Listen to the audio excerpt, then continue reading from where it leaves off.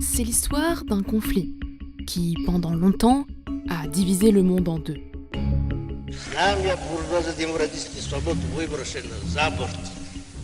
What is the great issue between the free world and the communist world?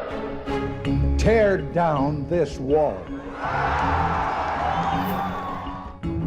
Et d'un pays qui, après avoir mis un terme à cette guerre, n'a peut-être pas dit son dernier mot. К чему это все придет, я не знаю. Но я знаю точно, что мы вынуждены будем отвечать. 30 ans après la fin de la guerre froide, la Russie est de nouveau en guerre, mais cette fois-ci en Ukraine.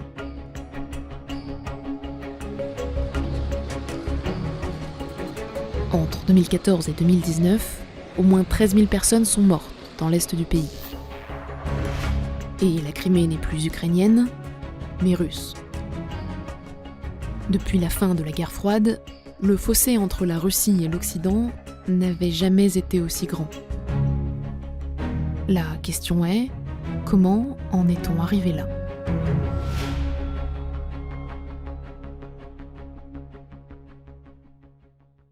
Et la réponse est compliquée. Mais commençons par ça, l'Ukraine.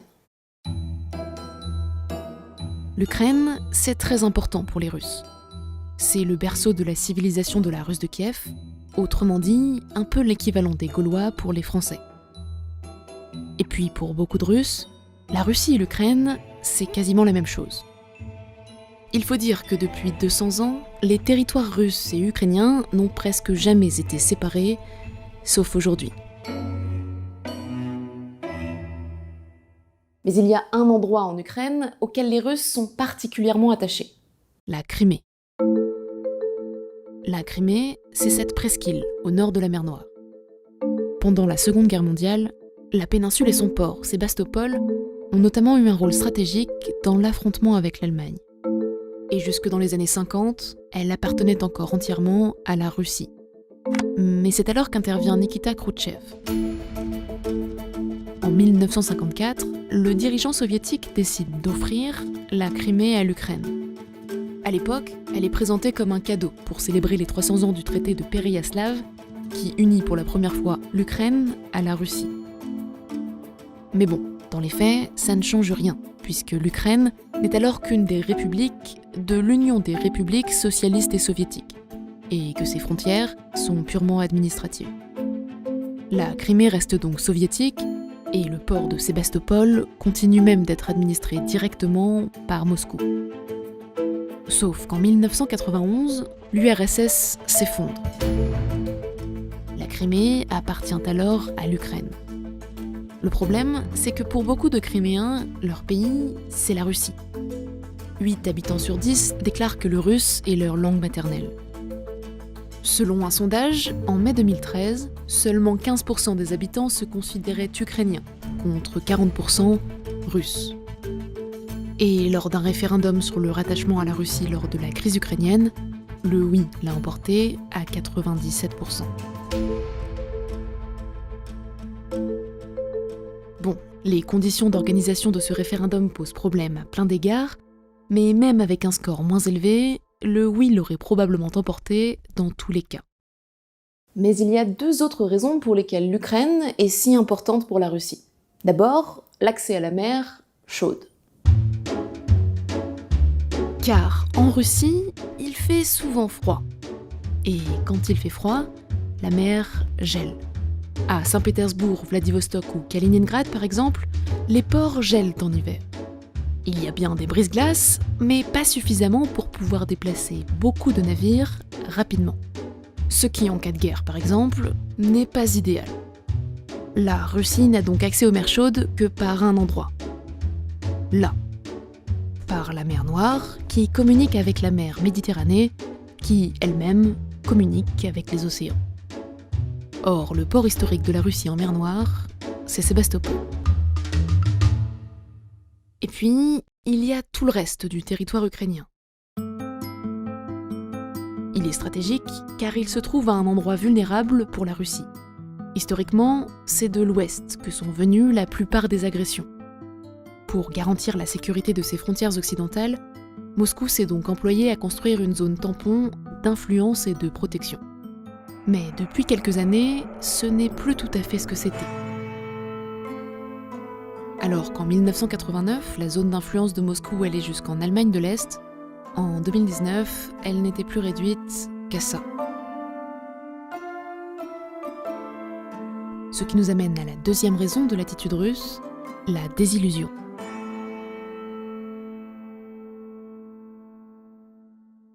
Bien, revenons un peu en arrière.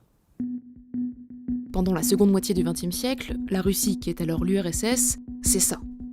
Climax came in Moscow's Red Square, where the vast might of the Soviet Union paraded for the November anniversary of the Revolution of 1917. All Russia's just wild about Yuri Gagarin, first man to conquer space.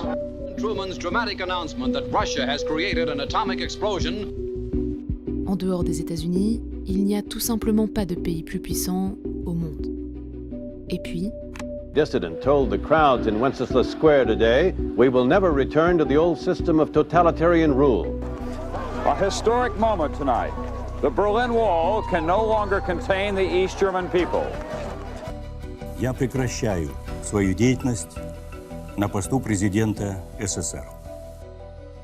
Le 25 décembre 1991, l'URSS prend officiellement fin. Mais c'est aussi la fin de 45 années pendant lesquelles le monde a été séparé en deux. Et l'occasion ou jamais de reconstruire un monde plus uni. Dès la fin des années 80, le réformateur russe Mikhail Gorbatchev appelle à bâtir une maison commune européenne. Quelques années plus tard, le secrétaire d'État américain James Baker parle de fonder un système de sécurité incluant les États-Unis, l'Europe et la Russie. Une alliance qui unirait le monde de Vancouver à Vladivostok. Mais pour la Russie, tout cela ne peut se faire qu'à une condition, qu'elle puisse conserver son influence en Europe de l'Est. Au début des années 90, elle crée la Communauté des États indépendants dans le but de conserver des liens avec les anciennes républiques soviétiques. Et les États-Unis font alors une promesse à la Russie. En échange de la réunification des deux Allemagnes, l'OTAN ne poursuivra pas son expansion dans l'ancien bloc de l'Est. Oui, car l'OTAN, c'est une alliance militaire fondée en 1949 par les États-Unis et plusieurs pays d'Europe pour faire face à l'URSS. Bon, les termes exacts de cette promesse sont aujourd'hui contestés. On ne sait pas très bien ce qui a été dit et comment, mais ce qui est sûr, c'est que pour les Russes, elle a bel et bien existé. Et au début, elle est respectée. Pendant plusieurs années, l'OTAN reste à l'écart de l'ex-bloc soviétique jusqu'en 1999. Cette année-là, l'OTAN invite la Pologne, la République tchèque et la Hongrie à la rejoindre. Mais bon, à part avec l'exclave russe de Kaliningrad, ces pays n'ont pas vraiment de frontière commune avec la Russie. Pour ménager Moscou, l'OTAN s'engage même à ne pas stationner de forces de combat permanentes dans ces pays. Elle déclare qu'elle n'a aucune intention, aucun projet et aucune raison de déployer des armes nucléaires sur le territoire de nouveaux membres. Les relations entre Russes et Américains demeurent alors plutôt bonnes. Le 11 septembre 2001, Vladimir Poutine est le premier chef d'État à présenter son soutien par téléphone à George Bush. Et puis en 2004... Bulgaria, Estonia, Latvia, Lithuania, Romania, Slovakia and Slovenia.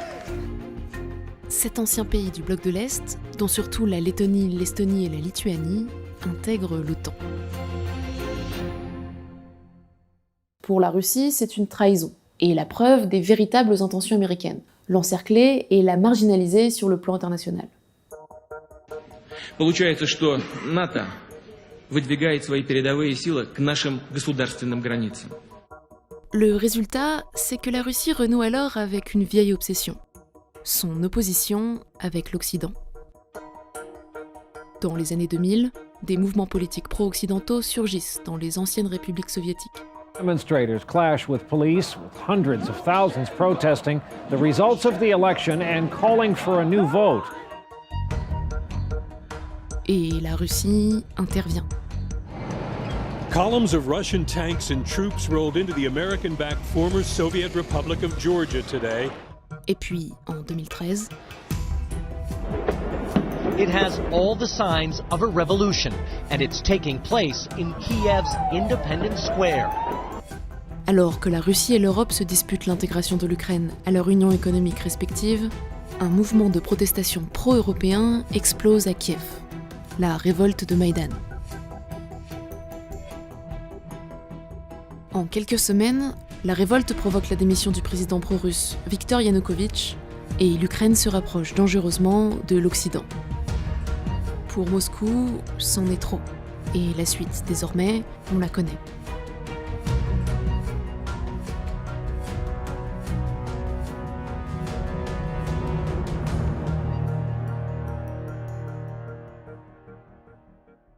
Et depuis, d'un côté comme de l'autre, les intentions pacifiques de la fin de la guerre froide sont de plus en plus lointaines. Ces dernières années, l'OTAN construit en Europe un système de boucliers antimissiles. Des missiles capables d'intercepter d'autres missiles.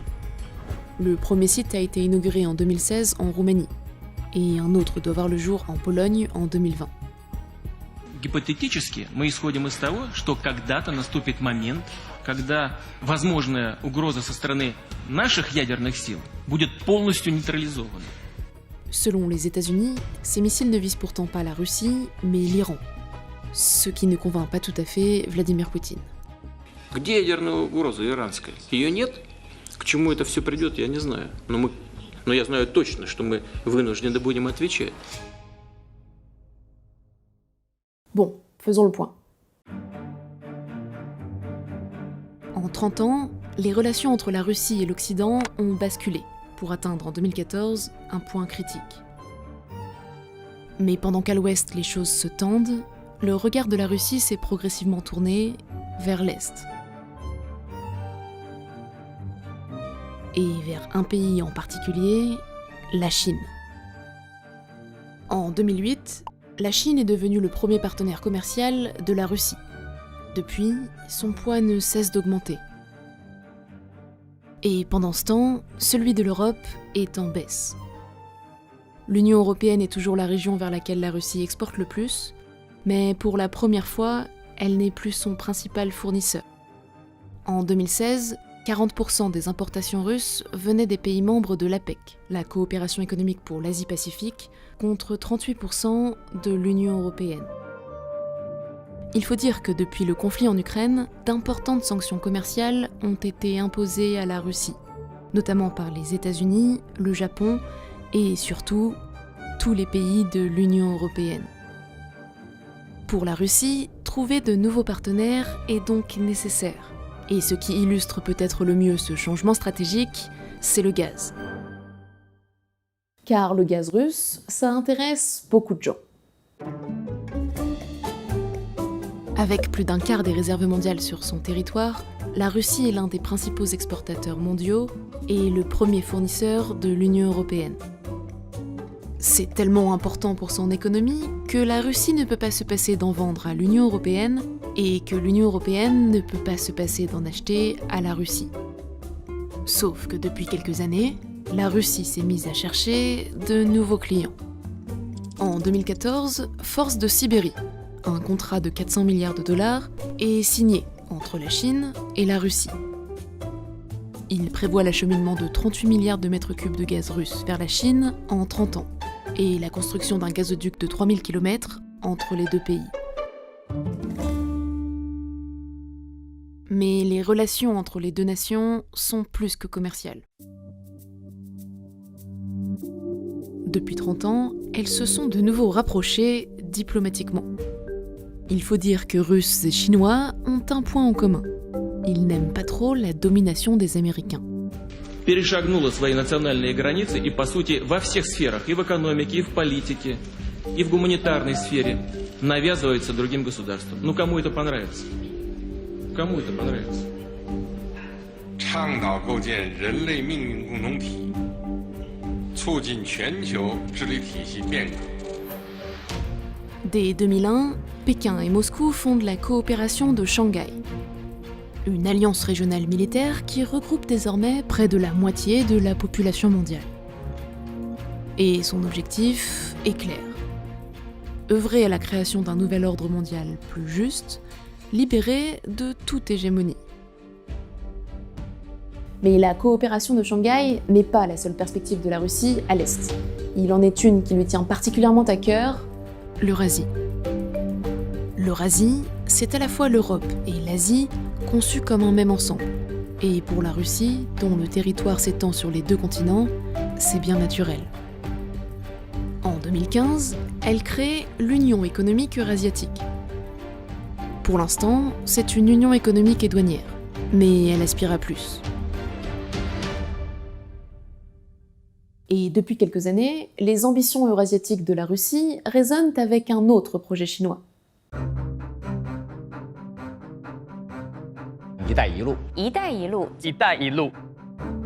Les nouvelles routes de la soie, c'est un projet qui consiste à relier la Chine à l'Europe occidentale par des routes commerciales et à financer des infrastructures sur les points stratégiques de ces routes.